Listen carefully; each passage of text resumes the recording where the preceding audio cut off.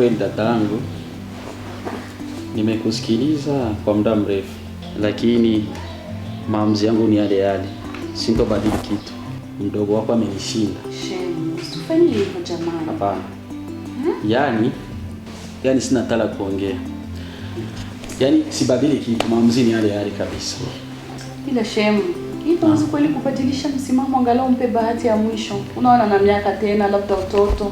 Hapana. Shemu wangu. Basi jaribu mpe hata bahati ya mwisho. Bahati. Sivunji ndoa yako shemeji yangu. Bahati nilizimpa mara nyingi. Yaani hapa kila siku, sijui kama ilikuwa ishakuwa ni ukumbi wa vikao, sijui ajili ya huyu tu. Kila siku watu wanampa ushauri bila hataki kubadilika. Sasa mimi kwa hiyo maamuzi yangu ni yale yale. Bahati nilimpa mara nyingi, yani amenishinda kabisa. Yani kwa hivyo sitamani hata kumuona tena. Kweli. Rudia nyuma kwanza ufikirie, maana ndoa nzito kuivunja si mchezo. Unajua kama nakuheshimu sana. Lakini mimi maamuzi yangu hayarudi nyuma. Kwani unaamua vipi? Unaamua kumwacha mke wako kabisa? Mimi naamua kumwacha aende, aliyekuwa akinipikia chakula, akinijali, akinithamanisha, akijua njaa yangu, akinitandikia kitanda changu. Yaani shida zangu zote ndo nahitaji. Mdogo wangu nilikwambia. Unakumbuka nilivyokuambia? Nilikuwa nimekaa hapa kwenye kiti hiki. Nikakwambia mwanamke sio sura, ni tabia. Unaweza kumuona mwenzako kama hafai, lakini tabia ikawa imemvutia mwanaume na ikawa ya thamani zaidi. Leo unaiharibu ndoa yako. Thamani ya ndoa unaijua unapoachika, mdogo wangu. Hivi huoni lolote wala husikii lolote. Nilikwambia, lakini hukutaka kunisikia. Hamna dada, hamna. Umalaya tu ndio unamsumbua huyu. Tu haiwezekani kupata na mtumishi. Haiwezekani. Unasikia maneno yangu. Malaya tu. Jo, haiwezekani mimi nipange na mtumishi. Mwanamke. Yaani hata hapa tuondoke, maana kuna sinia tabadilishi. Yaani miaka yote tumeishi hapo, kuniheshimu hata siku moja. Yaani ni hivi. Unamsikia? Aondoke, simtaki kabisa. Simtaki. Nimechoka. Bwana nasema na kasoro gani sisi nikapata wengine. Tapata wengine. Naondoka ndo kuondoka. Mwanaume ni kama bendera, mapenzi ni kama upepo, mdogo wangu. Leo unaiona ndoa yako ni ya nini, lakini wengine wanaitamani wakaipata lini? Na utajuta wakati nyumbani. Haina shida. Heshima muhimu kwa mwanamke. Leo ameyafanya kwangu, tena huyo mtumishi nampa pole. Hapana. Hata na wengine wenyewe atakuja takana hivyo hivyo. Hapana. Wewe tabia yako chafu. Sasa leo ametamania kukuzidi sasa. Kwanza mnanichefua. Fujo ya nini? Aondoke, mimi ndio nimeshachukua maamuzi, yani sirudi. Maamuzi yangu ni yale yale. Shemeji. Lakini katika sheria, hata kama unamtaliki mke wako ama unamwacha, inabidi akae hapa nyumbani ndani kwako miezi 3 na siku 10. Ili uone hata kama nafsi kidogo inaweza karudia. Usifati mdomo wake, maana umemzoea. Nani akaya? Mimi nikae miezi 3 ndani. Ndio sheria. Nikae na vitu kama kile na mtumishi wake. Hilo haliwezekani. Na huo mdomo wake huo. Akae hapa. Siwezi. Siwezi kweli. Siwezi kukaa hapa mimi. Huo mdomo wako ndio tatizo. Una tatizo. Wewe na miezi 3 mdomo wako. Mdogo wangu una tatizo. Haya. Nenda ufurugane na wengine huko. Nasema hivi kaka. Kabisa, naam. Tumependana kwa ihsani na tuachane kwa ihsani. Ubaya hauna kwao, undugu baki kama undugu. Na kama ndoa haikuwezekana, hatuna la kufanya. Ndo mdogo wangu ndo huyo, kama jinsi unavyomuona kachachama.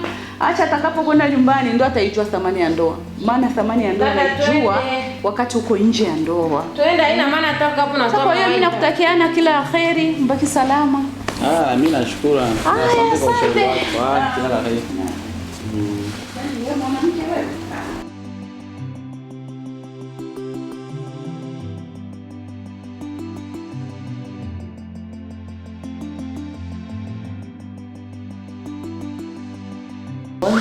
Watanicheka. lazima tutekane, watasema maneno. Mimi ndio najua thamani yako. Wao hawajui. Watacheka nini? Yaani bosi mpaka sasa sijaamini. Yaani naona tu kama ni maigizo na kuna niigizia. Sijaamini kwa kweli. Ndio amini kabisa. Na kwa taarifa yako, kesho natuma washenga kwenu wanipelekee mahali. What? Kwenu. Kesho inshallah. Washenga. Na mahali kwetu? Ndio. Kesho kabisa. Hapana kwa kweli sijaamini. Bora kuna nipiga surprise nyingi sana hivi. Yaani unataka kuchelewesha mambo. Sitaki. Jambo la hili huwa nachelewesha. Sawa. Nashukuru Mungu. Lakini yani itabidi ushike jiwe utie kuroho, maana utasema utadhalilishwa. Kuoa mfanyakazi na alikuwa yeye mkia na achite na unaoa mfanyakazi. Labda wao hawajui thamani yako. Sasa mimi ndio nimejua thamani yako. Kwa hiyo lazima yani kitaeleweka. Yaani mimi nitizama hii miaka mitatu yote nimeishi na mke wangu. Niliona kitabia tuendane. Yaani wewe ndio tunaendana kitabia. Yaani hapo sina cha kusema. Yaani naishiwa na furaha tele. Yaani naweza nikaongelea ni kama muujiza Mwenyezi Mungu alimfanyia yani ili niweze kuwa na wewe. Mungu ana njia nyingi na ana sababu.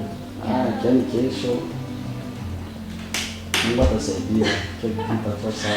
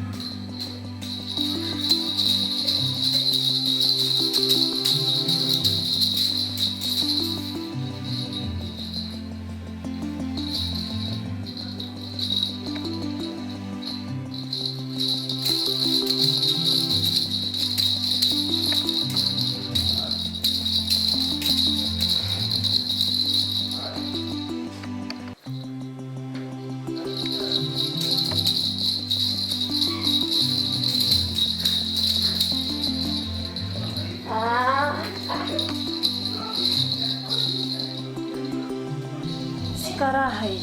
Wana fujo huko ndani kulikoni? Yaani dada, watoto wako wana fujo.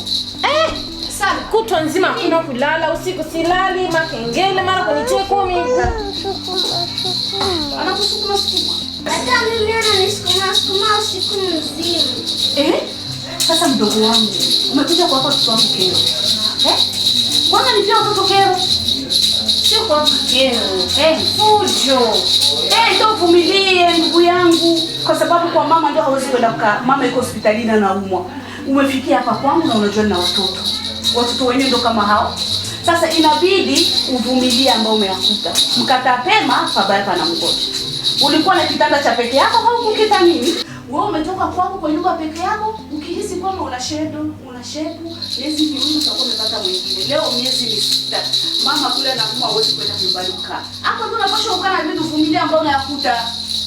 Maana hapa ni kwangu ndogo wangu, lazima ufuate amri zangu. Lazima ufuate amri zangu. Sawa, sikatai, lakini unanivuruga sana. Sasa ndio utafanya nini basi? Utafanya nini? Ni lazima ndio amekukuta. Nilikwambia kila siku ndugu yangu, haukutaka kunisikia. Sasa sitaki unipea watoto kero. Tena huyu kabisa mnapenda kupiga kengele usiku, ukifika unampa maziwa, unambeba mgongoni ndio analala. Na yote lazima wavumilie ndugu yangu. Hauna ujanja. Ndio hivyo. Nilikwambia neno moja, thamani ya ndoa unaijua wakati unapoachika. Hautaka kunisikia. Tena mume wangu mimi anakuja na wageni. Nimeshatia maji ya ugali jikoni. Fanya hapo, amka kasome kwanza ugali vyote mezani. Yaani akifika tu ndio tutapokea wageni. Maana mimi nilikuwa nafanya mambo mengine. Hebu toka kitandani bana. Acha kwanza watoto wapumzike, wewe ndio kwanza usonge ugali. Ndio hivyo, vumilia. Kigile, utafikiri tuko kanisani au utafikiri tuko uwanja wa mapambano kupigana ngumi kila saa. Yaani mimi hapa kweli. Na chuta kimenitoka kwa mume wangu.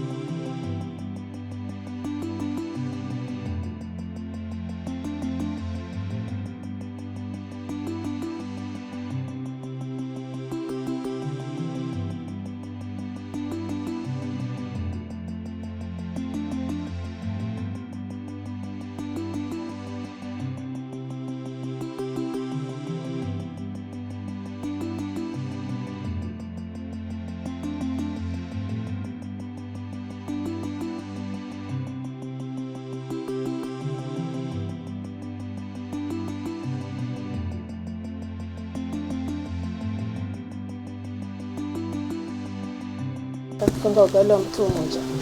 Amenikuta mimi moja. Ndio kusonga ugali wa oni.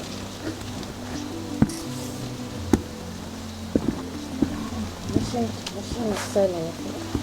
Dada naye mkali kama nini. Ana madeko hapa. Kama utakula uji, kama utafanya nini? Utajua wenyewe.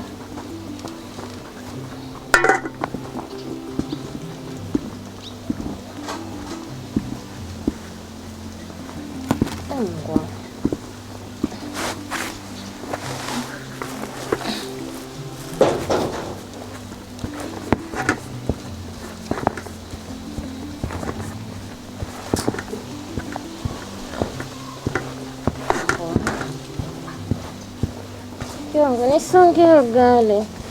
Mimi amenikuta mimi.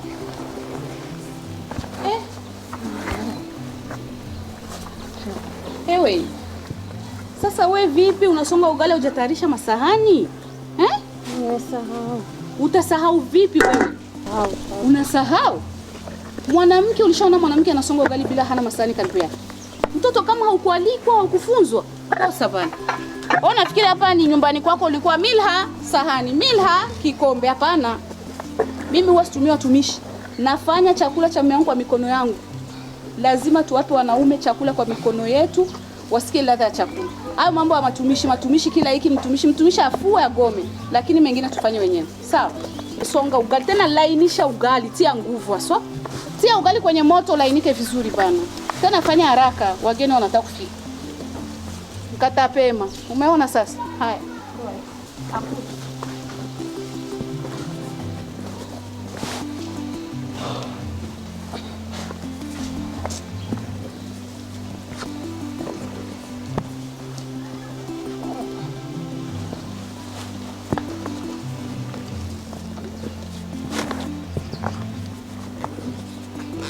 Mmeona kwamba huyu mzaniingie kwamba sio huyu alikuwa anachukulia labda anajivunia uzuri, anakubaini uzuri, ni mrembo, alafu anakuwa mvivu katika nyumba yake na kuachia majukumu yote kabisa mfanyakazi wa ndani. Mwisho wa siku umeona kwamba hadi kuja kumbadilikia na mume wake, kumsahau kabisa na kuona kwamba ni mfanyakazi wake ndiye ambaye anafaa kuliko mke wake. Kwa hiyo wanawake waolewaji hapa, nafikiri kwamba mmepata mafunzo makubwa sana, na ikiwa wewe bado kabisa ungali katika mchezo huyo, bado kabisa ungali katika mambo ya kuzuba, wewe na simu, wewe na TV, wewe na mengine, lakini mambo ya majukumu yako ya malezi au ya kumtazama mume wako umepatia mtu mwingine, basi kuwa makini sana, unajua kwamba kesho majuto yatakuwa mjukuu kwako, na utakuja kulia na utakusa nani atakayekuja kukuvuta machozi. Kwa hiyo ndugu yangu, mimi kama kawaida yangu nakuletea tu nasaha ili uweze kuzindua na kukukumbusha ili uhakikishe kwamba umebadilika, umetoka katika hatua hii ndio kwenye hatua nyingine, ili uweze kufika kwenye malengo yako ya kimaisha ya leo hapa duniani na kesho akhera. Kwa hiyo ndugu mtazamaji, hapa ndipo nakomea. Mimi na wewe turudi kukutana kwa mara nyingine katika badilika nyingine, na ile nakukumbusha kama wewe bado mpya unatazama kipindi chetu hiki, usisahau kusubscribe na usisahau kutuachia angalau comment yako ndogo tu pale na kugonga like kuonyesha kwamba tuko pamoja, songa mbele. Kwa hiyo mimi na wewe tukutane katika kipindi kingine kwa muda huyu hapa kwenye TV hii. Bye bye.